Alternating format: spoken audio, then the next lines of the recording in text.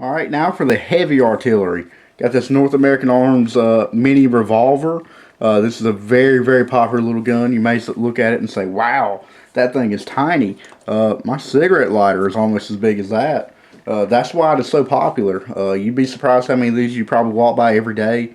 Before concealed carry became so prevalent in North Carolina, a lot of people carried these just because they were so easy to hide, and it was still a gun. And since technically, I guess they were breaking the law, they had a gun that they were probably less likely to get caught with.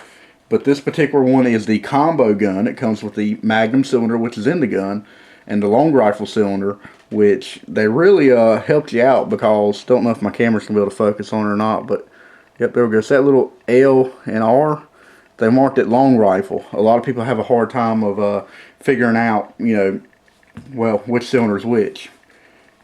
Another cool thing is 22 Magnum won't fit in the long rifle cylinder.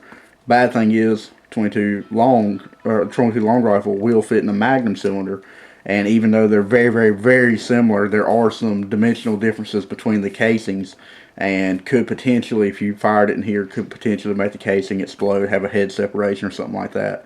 None of that's fun, especially on a small gun when your hands are all over it.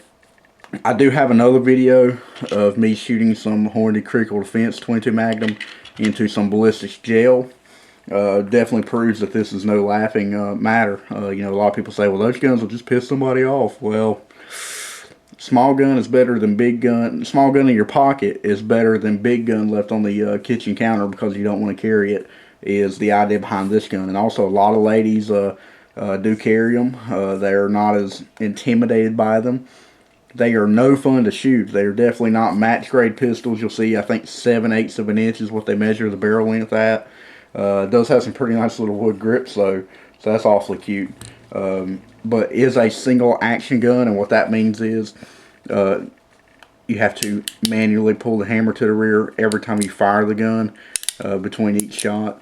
I have actually carried this one quite a bit. I'll carry it a lot whenever I'm going somewhere where I have to be in a little more deep concealment. I'll carry this in the front pocket, and I'll carry a Glock 26 or something like that on my ankle. That way I have a little bit of firepower to get me to a little more firepower kind of thing. But a lot of people carry these on their own on a daily basis. And you wouldn't believe how many people still don't believe in a 22 Magnum cartridge for self-defense. At work I constantly have to remind people that there was actually a police officer killed with one of these, sadly, locally a few years back. By a bad guy that shot.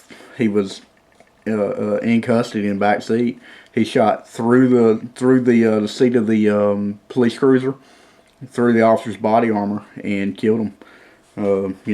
No laughing matter. And especially with loads like this critical defense, it's really, really helping to make them more reliable. Or if you don't like all the pop or whatever, you want to shoot the long rifle, you can carry a 22 Stinger or Veloster or something like that. I've shot several of those. You can find those videos. But glorious little gun. It's built to be as minimal as possible, and that's what makes it awesome, and that's also what holds it back. On a daily basis, I choose to carry a little more firepower, but like I said, on a special occasion, it may be nice to have a small gun. One important thing that, a tip I'll give you if you're looking to buy one, definitely learn how to pull it to half cock and rotate the cylinder, and the cylinders are actually notched. You can see my camera focus there we go. You can see the where the rounds will go, and you see these little notches between them. That's actually where they want you to put the hammer, so they can pull it back, set it in that spot. That way, if you happen to drop it and it falls right on that hammer spur, since it is a single action gun with no transfer bar, it would make the round go off if it hit hard enough. So it's important to learn to master that, and if you have to fire the gun, you don't have to think anything about it. It's just pull, bang, basically. Loading and unloading is a little more difficult than some guns. On this particular model, they make a couple different ones, like the Pug or whatnot. If you want to look at some of those on their website. On this particular one, you have this little button on the front. You push that button in, you pull the guide rod back, and it's nice and knurled right here. Not guide rod, but center rod for the cylinder. Take it, set it to the side, and then pull the hammer back to the half cock position, and the cylinder will rotate out, and then you can load or unload. Also, after you fire a round, it's going to be pretty tough to get them out. So that's where this comes in handy. Just go in through the front, knock the fire casings out to the rear. And, you know, put your 5 rounds of defensive or target loader, you know, for whatever you're doing in it. Rotate it back in and punch this rod right through the center. It will click into place. You definitely want to give it a tug, make sure it locked in. And then from there, if you're going to carry it in your pocket or whatever, just set it on one of those little spots between the chambers and drop it in your pocket and go about your business. But definitely an excellent gun. I've not had the pleasure of taking one apart yet. I hear there are super, very, very small parts inside of it. I'd be interested to see that one day. I don't want to break this one, so I'm not going to take it apart. Actually, I believe if you do have mechanical issues, they definitely suggest just send it back to the factory. They're used to working on these. Don't let Jim Bob down at the flea market take it apart. You will be in trouble probably. But excellent little gun. Like I said, it's actually, you know, similar to, I don't smoke, but I do believe in keeping lighters. It's actually very similar to something else you may carry in your pocket every day. But, or maybe a pocket knife. So it's not real big, bulky, and all in your business kind of.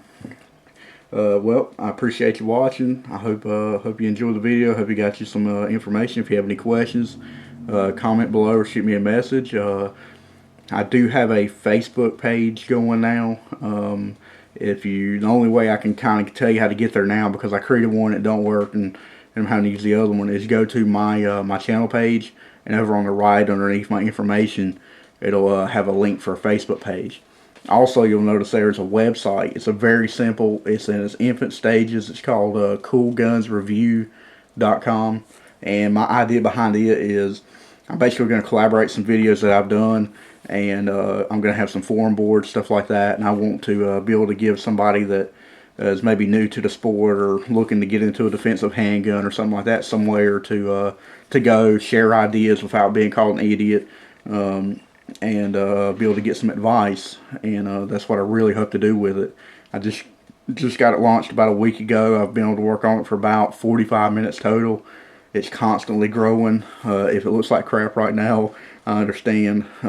Very basic, but I think it's heading in the right direction. I would really love if you go check it out. There's also, like I said, a link right underneath my Facebook page link on my channel page. All you loyal followers, I still appreciate your patience through my terrible videos. Likes are appreciated. Favorites are awesome. Subscribe, please, if this is the first video you saw. Hit my channel page. I've got a lot of other videos I've worked on. Thanks for watching.